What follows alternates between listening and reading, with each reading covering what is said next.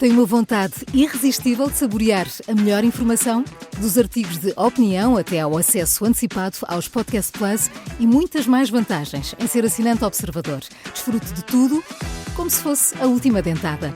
Não fique de água na boca e aproveite a nossa campanha limitada aos primeiros 500 assinantes. Assine agora em observador.pt por apenas 95 cêntimos por semana. É o preço de um pastel de nata.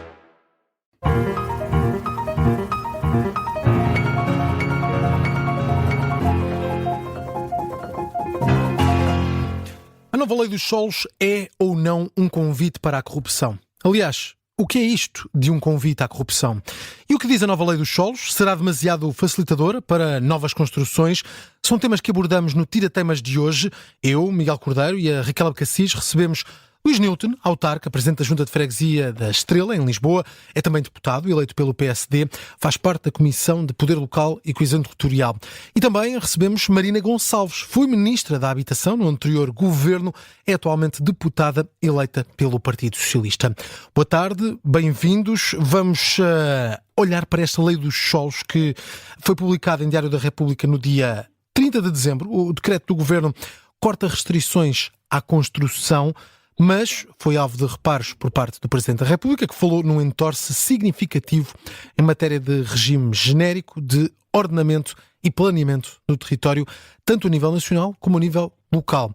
A oposição também tem sido crítica, principalmente à esquerda, sendo que esta lei permite a construção em terrenos, até agora interditos, e tem sido até apontada como uma medida que pode facilitar a corrupção. Marina Gonçalves, comece por si.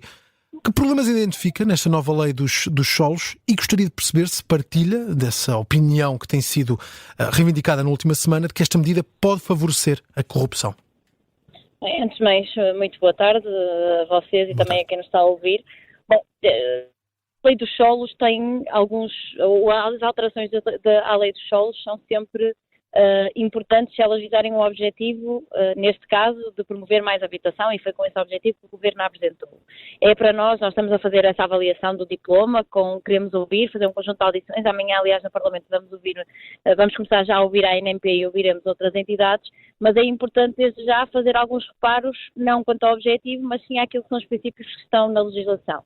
Bom, e a primeira questão, permita-me dizer, é a falta de discussão e de diálogo que houve previamente à aprovação deste diploma. Eu recordo que no ano passado, no âmbito de mais habitação, houve também houve um conjunto de medidas de simplificação na utilização dos solos, também com modelos simplificados de alteração do uso do solo para poder alargar aqueles que seriam os solos disponíveis para a habitação, mas foi um processo participado, um processo que foi para a discussão pública, um processo que foi para o Parlamento, e portanto, no que diz respeito ao processo, aqui, obviamente, há uma manifesta falta de diálogo, ainda por cima, com o Governo que não tendo uma maioria, devia procurar o mais amplo consenso, quer na sociedade, quer com o setor, quer com o Parlamento, e ele não existiu.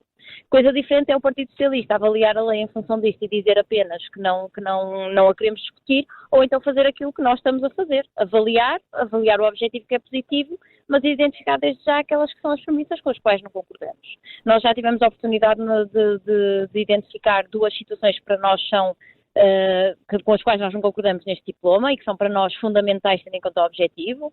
Um diz respeito à habitação propriamente dita, ou seja, o novo conceito de preço moderado que está previsto neste diploma põe em causa aquele que é o objetivo para nós fundamental, que é a quem é que estamos a quem é que queremos responder, e se queremos responder à classe média, aquele preço fica totalmente desajustado daquela que é a resposta que a classe média precisa. E uma segunda dimensão tem a ver precisamente com o uso dos solos e com aquela que é necessária salvaguarda e equilíbrio entre o alargamento dos solos para a habitação, que nós à partida não somos contra, mas também aquelas que são as medidas que estão previstas neste diploma. Eu recordo que no passado nós tínhamos um critério de contiguidade na utilização de território e na utilização de solos rústicos. E precisamente esse critério permitia-nos ter a consolidação urbana necessária, ter uma utilização que fosse ponderada e fundamentada do território e que fosse utilizada apenas quando não houvesse solo urbano disponível. Aquilo que temos neste diploma no fundo, é uma retirada destes princípios e, portanto, coloca-nos a preocupação acabar com esta contiguidade, no fundo, e esta ordenação do solo urbano e da consolidação urbana. E estas duas dimensões nós já falamos delas, são para nós importantes, o que não invalida a avaliação que estamos a fazer de uma forma construtiva, olhando para o objetivo, fazendo as nossas críticas e percebendo como é que elas podem ser úteis para o objetivo que se define, mas obviamente com a seriedade que este debate nos deve merecer, nomeadamente ouvindo o setor, que é fundamental, ouvindo os autarcas, obviamente, mas ouvindo também o setor, ouvindo os urbanistas, ouvindo quem tem preocupações na utilização do solo, sem que isso signifique não olhar para a preocupação também com o objetivo de aumentar a resposta habitacional. Muito bem, Marina Gonçalves, deixe-me abrir aqui a conversa também ao Luís Newton, que é autarca, mas é também deputado, e começava por lhe perguntar, tendo em conta aquilo que acabou de dizer a Marina Gonçalves, se o PSD está aberto a um ajuste desta lei agora no Parlamento, num entendimento com o Partido Socialista, de forma a eliminar aquilo que são as reservas que poderão surgir no detalhe da lei que foi aprovada. Antes de mais, muito obrigado, boa tarde, muito obrigado pelo convite, boa tarde. Eu diria que, em primeiro lugar, convém desmistificar o que estamos a discutir. Desde logo porque temos estado desde o início perante uma enorme desinformação, já que a perspectiva que tem sido constantemente apresentada é mais de um copo meio vazio, até com algumas informações que não correspondem à verdade. Por exemplo, esta lei não está a ser criada para permitir a urbanização de áreas sensíveis nas zonas da Reserva Agrícola Nacional ou da Reserva Ecológica Nacional, como também não vai permitir a urbanização em terrenos agrícolas de maior potencial. Agora, tendo um terreno que a própria RAN considera como aptidão marginal para a agricultura ou solos inaptos para a agricultura, vamos tratá-los como um espaço onde não se pode construir absolutamente nada? É que há uma questão que é fundamental. Mas quem é que faz a definição desses solos? Não é possível que as autarquias, que é essa a reserva que tem sido levantada, que as autarquias possam de mote próprio identificar solos com essas características que não têm exatamente essas características? Eu diria que essa é a segunda parte aqui desta nossa conversa, que é, e que ainda há bocado a deputada Marina falou e muito bem, que é a questão das preocupações relacionadas com a continuidade territorial urbana. E, ao fim e ao cabo, termos de ter o cuidado de não estar a passar um outro estado de incompetência aos serviços municipais no que diz respeito ao ordenamento do próprio território que gerem.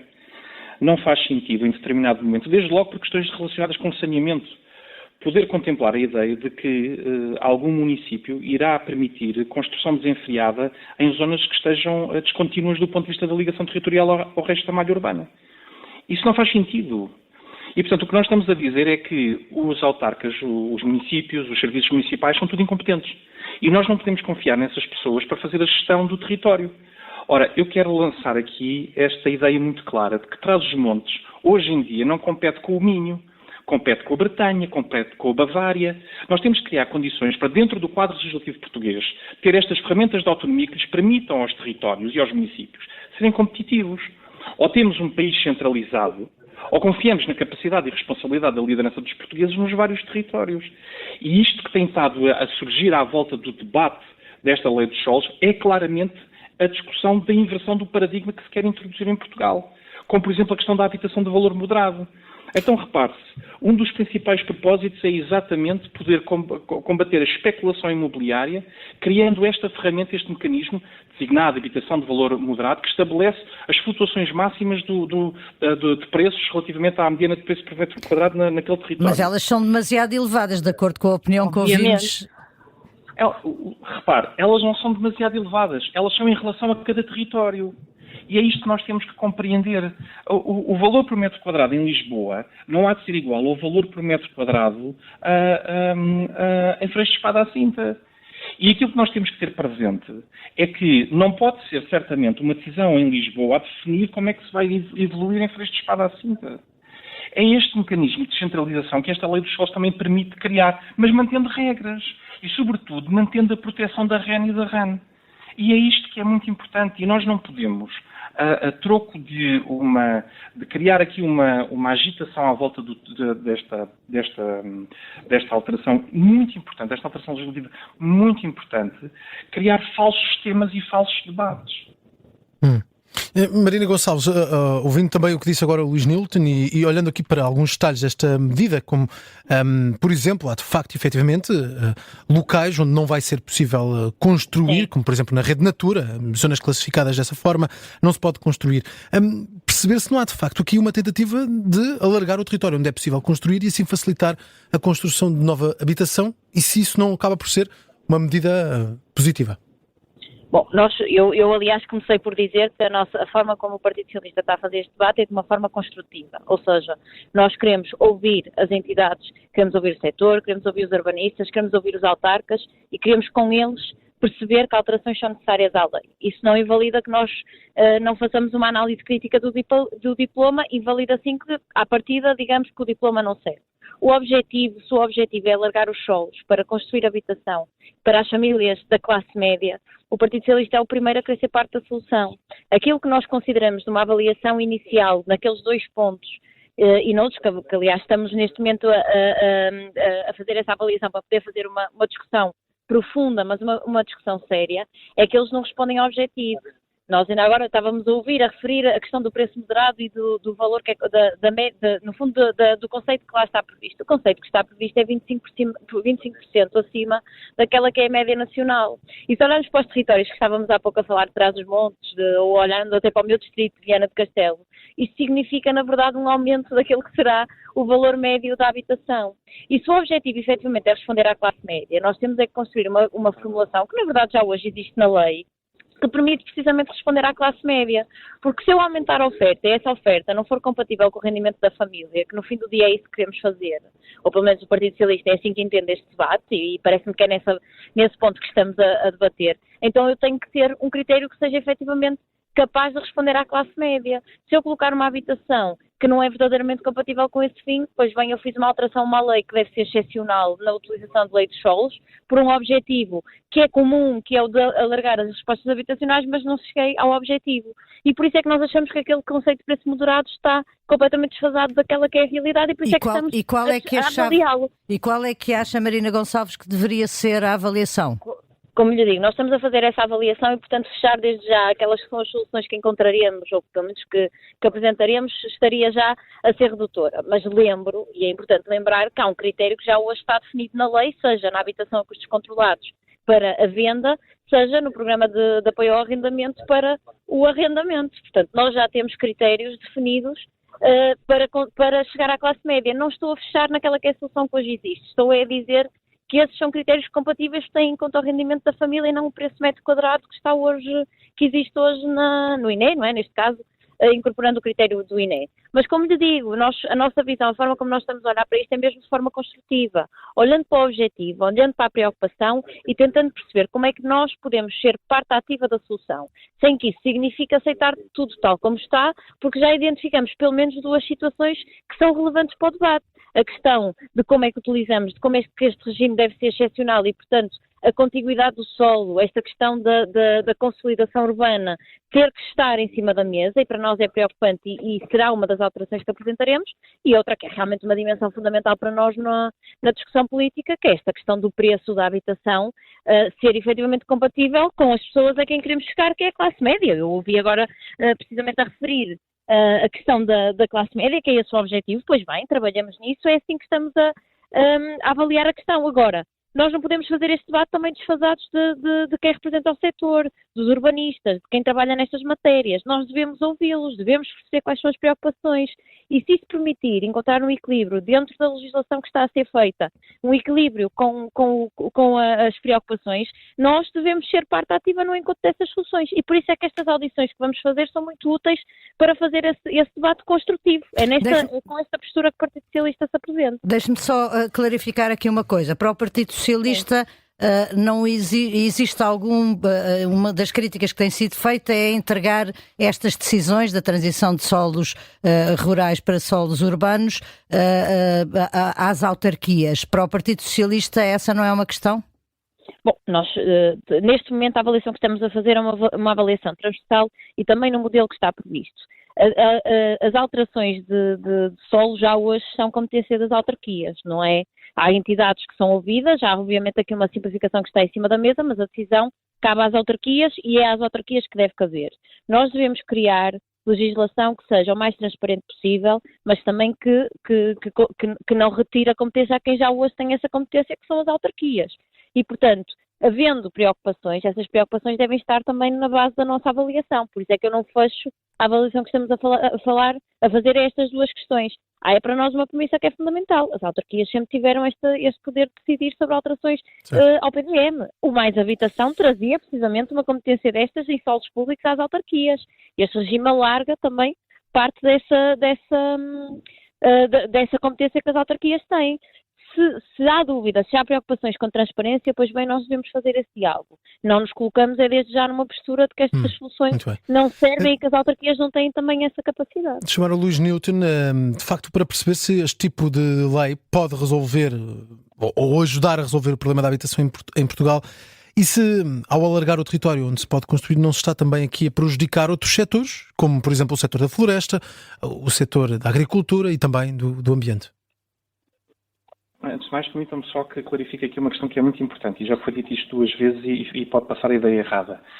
Disse ainda há bocado a Mariana, e se calhar por falha de comunicação certamente aqui da minha parte, que 125%, portanto 25% acima do valor já era um incremento de 25%. Isso não é verdade. Nós estamos a falar da mediana.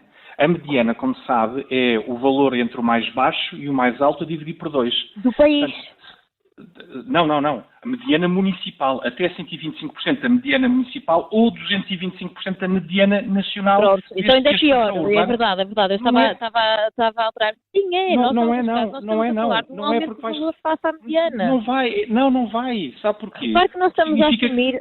Mas é que Mariana, é factual, nós estamos a assumir... Vai ficar sempre abaixo dos valores mais altos. É isso que significa a mediana, mas Mariana. Os valores mais baixos... Mas percebam uma coisa. Aquilo que eu não vou conseguir... Força. É só para não parecer que o que eu disse é uma verdade, porque não é. Mas eu já lá vou. Vamos deixar o Luís concluir a ideia, sim. Mas é que esta questão repare, é por isso que este debate é particularmente interessante. Porquê? Porque o que está em causa aqui é termos uma ideia clara do que está em cima da mesa. A mediana é um valor de referência, que é um valor intermédio, o que significa que o valor final vai ser sempre mais baixo que os valores que estão a ser praticados atualmente em cada um dos mais altos os valores mais baixos. Acho que é bastante óbvio o que estamos aqui a referir. Mas mais alto que os valores mais baixos, como assim? A partir do momento em que é estabelecida a mediana, o que nós temos é um valor de referência. Ele não pode ultrapassar esse valor de referência. Percebe? Ele pode ficar nos valores mais baixos. O que acontece é aqui um combate claro à especulação, ou seja, não há uma construção ou um desenvolvimento urbano desenfreado. Pelo contrário, aliás, 70% tem que ser para a habitação municipal. Portanto, vai inevitavelmente... E porquê é que são 70% e não 100%? E não é como estava inicialmente previsto. Eu aconselho vivamente a ler a legislação, porque não é isso que diz a legislação. Não é isso que diz. É isso que diz. Não é. Não. Posso-lhe garantir que não é. Qual é a vantagem? Mas ainda bem que há essa abertura. 70% do projeto deve ser para a habitação de custo moderado. É isto que está previsto.